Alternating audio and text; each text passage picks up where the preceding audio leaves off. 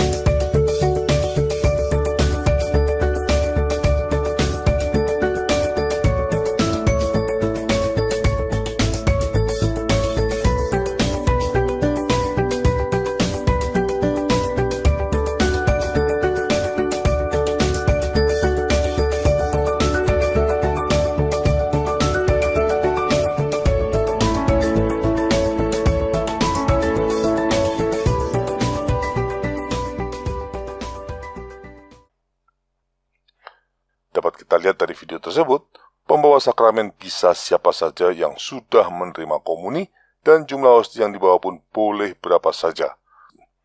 Dengan demikian, mulai sekarang umat Katolik di Keuskupan Agung Jakarta tidak hanya bisa membawa oleh-oleh jajanan kuliner sepulang misa, tapi juga membawa oleh-oleh yang khas gereja Katolik, yaitu sakramen Ekaristi. Memang sulit dipercaya, tapi ini nyata. Ada beberapa pertanyaan yang muncul sehubungan dengan keputusan tersebut. Adakah jaminan sakramen Maha Kudus yang dibawa pulang akan diperlakukan dengan layak dan tidak mengalami sakrilegi? Jelas tidak. Di kitab suci dikisahkan bagaimana Usa harus mati terkena murka Tuhan karena ia menyentuh tabut perjanjian. Padahal Usa bermaksud baik.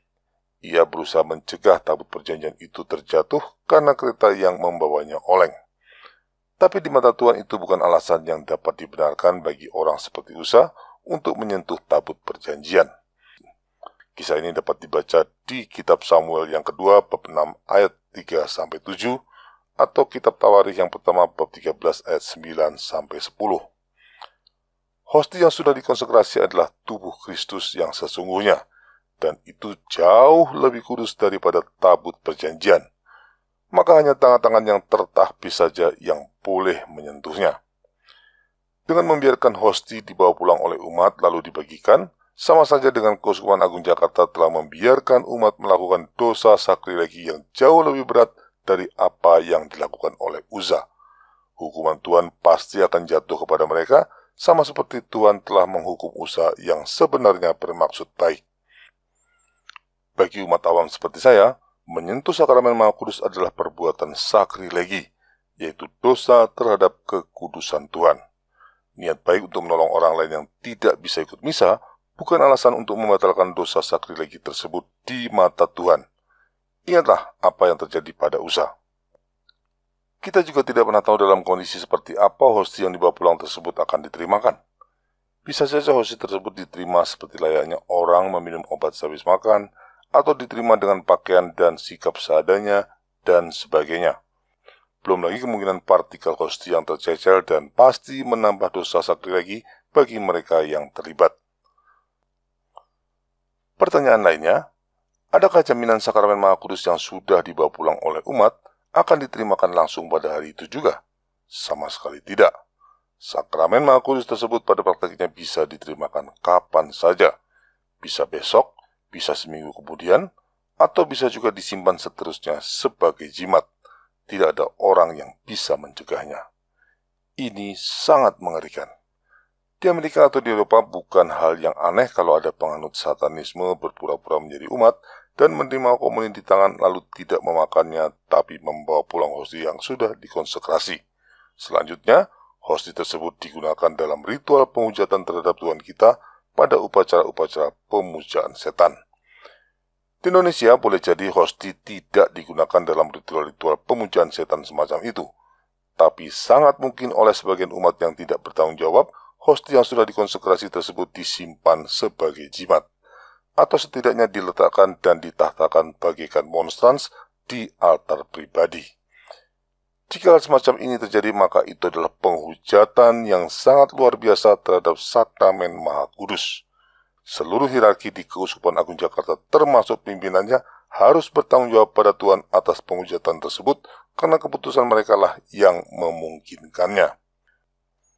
Cukup dengan alasan-alasan tadi, maka saya tidak ragu untuk mengatakan keputusan Keuskupan Agung Jakarta tentang penerimaan komuni bagi umat yang tidak bisa mengikuti misa adalah sebuah inovasi sinting yang tidak bertanggung jawab dari para gembala upahan Keuskupan Agung Jakarta di bawah pimpinan Kardinal Ignatius Suharyo. Saya katakan mereka adalah gembala upahan karena gembala sejati tidak akan mungkin mengambil keputusan yang merusak kemuliaan Tuhan dan sekaligus membahayakan jiwa umat. Hanya gembala upahan yang tega berbuat seperti itu. Kalau kata-kata saya terdengar keras, itu karena apa yang terjadi di Keuskupan Agung Jakarta adalah batu sandungan yang sangat keterlaluan dan tidak bisa dibiarkan. Apakah para gembala terhormat di Keuskupan Agung Jakarta sudah mulai lupa kalau hosti yang sudah dikonsekrasi adalah tubuh Kristus dalam arti sesungguhnya? Semoga saja tidak.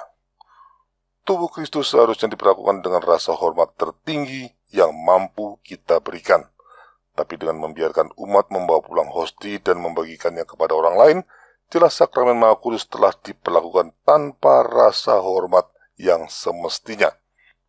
Setidaknya keputusan Keuskupan Agung Jakarta telah membuka peluang umat untuk semakin tidak menghormati sakramen Maha Kudus. Dan yang lebih penting, keputusan tersebut membahayakan jiwa umat dengan dosa sakrilegi. Pertimbangan kepraktisan atau situasi pandemi bukanlah alasan yang layak untuk mengurangi atau bahkan meniadakan rasa hormat kita terhadap tubuh Kristus. Ada alternatif bagi mereka yang karena alasan tertentu tidak dapat menerima komuni secara langsung, yaitu dengan menerima komuni secara spiritual. Itu jauh lebih baik daripada menerima komuni secara langsung dengan cara yang tidak layak dan mengundang terjadinya sakrilegi. Contohlah Santo Paulus dari Tebes yang hidup di abad ketiga. Untuk menghindari penganiayaan dari Kekaisaran Romawi, dia harus mengasingkan diri ke padang gurun selama 90 tahun. Sudah pasti selama 90 tahun terakhir hidupnya dia tidak bisa menerima komuni secara langsung, tapi hanya menerimanya secara rohani. Apa yang terjadi pada Santo Paulus dari Tebes dapat menjadi pelajaran bagi kita, bahwa menerima komuni secara rohani jika situasi memang menuntut demikian, tidak menghalangi kita untuk meraih kekudusan. Dengan demikian hanya ada dua pilihan untuk menerima sakramen Maha Kudus, menerimanya dengan layak atau cukup menerimanya secara spiritual. Yang dimaksud menerima sakramen Ekaristi secara layak adalah kita tidak memiliki halangan berupa dosa berat yang belum dibereskan melalui sakramen pengakuan dosa, berpuasa secukupnya sebelum menerima komuni, dan menerimanya dengan penuh rasa hormat dengan cara berlutut dan langsung di mulut. Menerima komuni di tangan seperti yang umum dilakukan sekarang atau menerimanya secara take away seperti yang baru diberlakukan oleh Keuskupan Agung Jakarta adalah cara-cara penerimaan komuni yang tidak layak. Jika kita menghormati tubuh Kristus sebagaimana mestinya, maka kita harus menolak cara-cara semacam itu. Ada pelajaran penting yang dapat kita tarik dari kekacauan ini. Jika keputusan Keuskupan Agung Jakarta tersebut sudah melalui pertimbangan yang matang, maka suka atau tidak suka ini menjadi cermin betapa banyak para gembala gereja Katolik di Indonesia, khususnya di Keuskupan Agung Jakarta, yang telah kehilangan iman supranaturalnya. Ini sebuah fenomena menyedihkan yang tidak hanya terjadi di Indonesia dan juga tidak muncul secara tiba-tiba. Inilah wajah buruk dari gereja Katolik sekarang. Sejak Paus Paulus VI mengizinkan penerimaan komuni di tangan beberapa puluh tahun yang lalu, proses merosotnya rasa hormat terhadap sakramen Ekaristi dimulai. Selain kemungkinan sakrilegi akibat remah-remah hosti yang tercecer saat dibagikan melalui tangan, Cara ini sedikit demi sedikit telah mengurangi sikap hormat terhadap sakramen Maha Kudus, baik di kalangan umat maupun di kalangan hierarki. Karena praktik tersebut terjadi terus-menerus selama puluhan tahun hingga hari ini, tentu saja memberikan dampak yang sangat buruk bagi iman Katolik. Jajak pendapat yang dilakukan di Amerika Serikat tahun lalu menunjukkan kurang lebih 70% orang-orang Katolik di negara tersebut tidak lagi percaya sakramen Ekaristi adalah tubuh Kristus yang sesungguhnya. Saya yakin keadaan di negara lain termasuk di Indonesia juga kurang lebih sama. Dan saya pun yakin ini tidak hanya terjadi di kalangan umat awam, tapi juga di kalangan hierarki. Kenyataan ini menunjukkan betapa parahnya kerusakan iman yang terjadi di dalam gereja Katolik. Apakah ini ada hubungannya dengan praktek penerimaan komuni di tangan yang mulai menjadi norma sejak puluhan tahun yang lalu? Kemungkinan besar memang ada pengaruhnya. Ironisnya, hierarki gereja Katolik di Indonesia, khususnya di Keuskupan Agung Jakarta, seperti tidak peduli pada masalah tersebut. Bukannya mereka mencoba memperbaiki cara-cara penerimaan sakramen Ekaristi agar rasa hormat terhadap tubuh Kristus dapat dipulihkan, mereka malah membuatnya makin parah dengan komuni take away. Tapi perubahan tata cara penerimaan komuni, baik itu penerimaan komuni dengan tangan dan sekarang ditambah lagi dengan komuni secara take away, tidak berdiri sendiri. Itu terkait erat dengan penerapan Missa Novus Ordo yang dipromulgasikan oleh Paus Paulus VI tidak berapa lama setelah berakhirnya Konsili Vatikan II. Missa Novus Ordo yang sejak semula dirancang untuk semakin mendekatkan bentuk misa Katolik dengan ibadat Protestan, memang membuka peluang bagi terjadinya banyak perubahan dalam tata cara misa, termasuk di dalamnya perubahan tata cara penerimaan sakramen Ekaristi, mulai dari penerimaan komuni di tangan hingga penerimaan komuni take away. Jadi kasus komuni take away yang sekarang sedang hangat dan juga berbagai inovasi lainnya yang menjadi batu sandungan bagi banyak umat, sesungguhnya adalah konsekuensi logis dari Missa Novus Ordo yang memang terbuka bagi perubahan demi perubahan. Jika kita bertanya bagaimana mungkin Missa Novus Ordo yang sekarang terbukti membawa begitu banyak kerusakan bagi kehidupan iman Katolik bisa ada di gereja Katolik, maka tertuduhnya cuma satu, Konsili Vatikan II. Menurut Uskup Agung Vigano, segala dampak buruk yang kita rasakan di gereja Katolik sekarang ini, mulai dari terjadinya berbagai sakrilegi, hilangnya semangat penginjilan, berbagai skandal seksual di kalangan hierarki, skandal doa bersama di Asisi tahun 1986, skandal berhala Pachamama di Vatikan tahun 2019, dan banyak lagi, dapat diibaratkan sebagai metastasis atau efek dari kanker yang sudah menyebar dan merusak banyak bagian tubuh.